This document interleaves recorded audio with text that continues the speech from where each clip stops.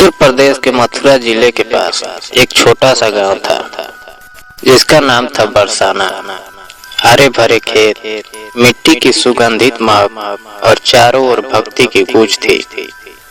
बरसाना वो जगह थी जहां राधा रानी का नाम हर किसी की सांसों में बसता था। इसी गांव में एक गरीब लेकिन बेहद श्रद्धालु महिला थी जिसका नाम गौरी था। वो अपने बेटे विजय के साथ रहती थी। विजय अभी केवल 5-6 साल का ही था, पर उसकी मासूमियत और राधा रानी के प्रति उसकी भक्ति गांव के हर बुजुर्ग को भावुक कर देती थी। गौरी का पति एक सड़क हादसे में चल बसा था।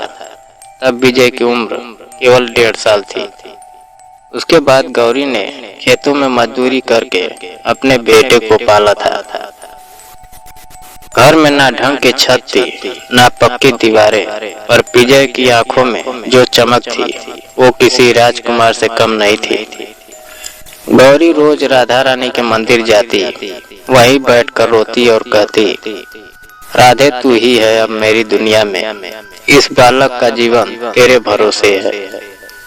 विजय भी रोज माँ के साथ मंदिर जाता था, वहीं बैठकर घंटों राधा रानी की मूर्ति को निहारता था।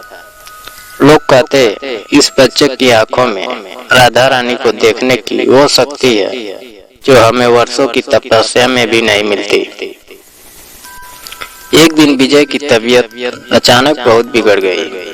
पहले उसे हल्का बुखार था, फिर उल्टियां शुरू हुई और 2 दिन में वो बेहोश हो गया। गांव के वैद्य ने देखा तो सिर झुका लिया। ये काम मेरे बस का नहीं है, इसे तो शहर ले जाना पड़ेगा और किसी अच्छे अस्पताल में भर्ती करना पड़ेगा। गौरी की आंखों के आगे अंधेरा छा गया। मेरे पास तो किराया भी नहीं है और अस्पताल का खर्चा कहाँ से दूंगी। गांव के लोग मदद करना चाहते थे और सभी गरीब थे। किसी ने 2 रुपए दिए, किसी ने 1 मुट्ठी चावल, पर इलाज के लिए जो चाहिए था वो तो बहुत दूर था। गौरी ने रोते हुए राधा रानी के चरणों में विजय को लिटा दिया और खुद मंदिर के फर्श पर गिर पड़ी। हे राधे रानी, तू तो माँ है ना, तूने गोवर्धन उठाया था, क्या तू मेरे बेटे की जान नहीं बचा सकती। उसी रात गांव में कुछ अजीब हुआ। मंदिर के पुजारी जो हर रात आखिरी आरती के बाद मंदिर बंद कर जाते थे, उस रात किसी कारणवश मंदिर में ही रुक गए। आधी रात को अचानक रोशनी से पूरा मंदिर जगमगा उठा। पुजारी हड़बड़ा कर उठे। देखते हैं राधा रानी की मूर्ति के आगे एक छोटी बालिका खड़ी है जो विजय का माथा सहला रही है। उसकी आंखों में आंसू बह रहे हैं, लेकिन चेहरे पर मुस्कान है। पुजारी घबरा गए। कौन है तू बेटी? मंदिर बंद था, तू अंदर कैसे आई? बालिका मुड़ी और बोली, मैं राधा हूँ, मेरी संतानें दुखी है, मैं उन्हें ऐसे नहीं देख सकती। अगले ही पल वो बालिका हवा में विलीन हो गई और पुजारी मूर्छित हो गए। सुबह होते ही खबर आग की तरह फैली।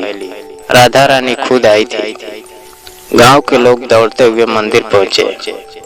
सबसे बड़ा चमत्कार तब हुआ जब विजय, जो कल तक बेहोश था, उठकर बैठ गया।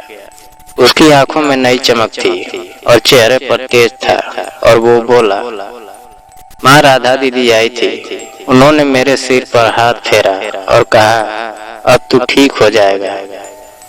गौरी के पैर कांपने लगे, वो फूट फूट कर रोने लगी। पूरे गांव की आंखें भर आई। कई लोगों ने अपनी आंखों से मंदिर की दीवार पर चंदन से बनी छोटी बालिका की छवि देखी जो धीरे धीरे मिट रही थी। इस घटना के बाद बरसाना का वो मंदिर एक तीर्थ स्थल बन गया। लोग दूर दूर से आने लगे, खासकर वो लोग जिनके जीवन में उम्मीद की कोई किरण बाकी नहीं थी। सब कहते थे जहाँ एक माँ की पुकार राधा रानी ने सुनी, तो यहाँ सबकी सुनी जाएगी। गौरी का जीवन बदल गया। गांव वालों ने मिलकर उसके लिए एक छोटा सा पक्का घर बना दिया। विजय ने पढ़ाई शुरू की, और धीरे धीरे बड़े होकर एक डॉक्टर बन गया। लेकिन वो डॉक्टर नहीं जो सिर्फ दवा देता है, वो उन बच्चों का इलाज करता है जिनके माता पिता के पास पैसे नहीं होते। हर महीने की पहली तारीख को वो मुफ्त शिविर लगाता है और कहता है, ये सेवा मेरी राधा दीदी के नाम है। अभी बरसाना के उस मंदिर में अगर कोई चुपचाप कोने में जाकर बैठे और सच्चे दिल से पुकारे तो हवा में हल्की सी चंदन की खुशबू आती है। और कभी कभी कोई कहता है, एक छोटी सी बालिका दिखी थी मुस्कुराती हुई और कहती है, चिंता मत करो, मैं हूं ना। अगर आपको ये कहानी पसंद और राधा रानी पर विश्वास है, वीडियो को लाइक और चैनल को सब्सक्राइब जरूर करें। राधे राधे।